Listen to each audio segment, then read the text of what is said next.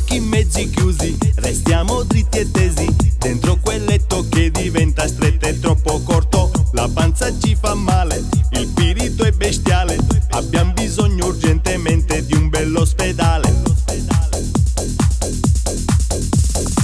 Che cos'è stato che ci ha fatto così tanto male?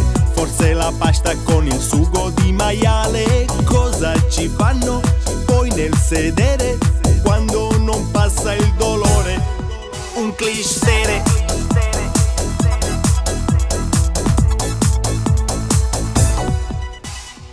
Se siamo raffreddati e a letto malandati, con l'influenza giapponese e tutti gli altri stati, sciroppo e poi puntura e la supposta dura, abbiamo bisogno urgentemente di una pulitura.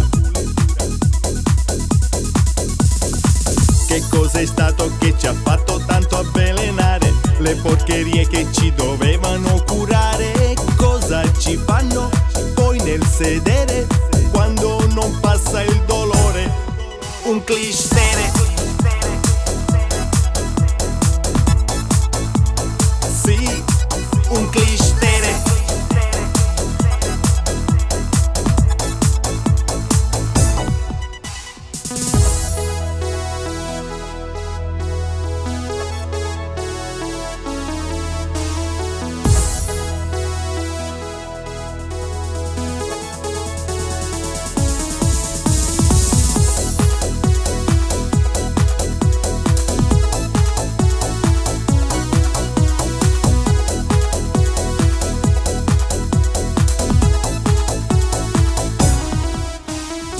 Se non andiamo di corpo da 7 giorni troppo e non sappiamo come fare per cacare il tappo. La panza ci fa male, il spirito è bestiale, abbiamo bisogno urgentemente di un bell'ospedale.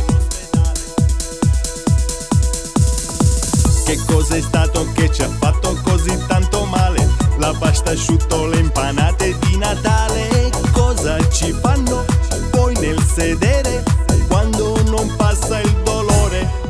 Un clistere. Sì, un clistere. E poi un clistere. E infine un clistere.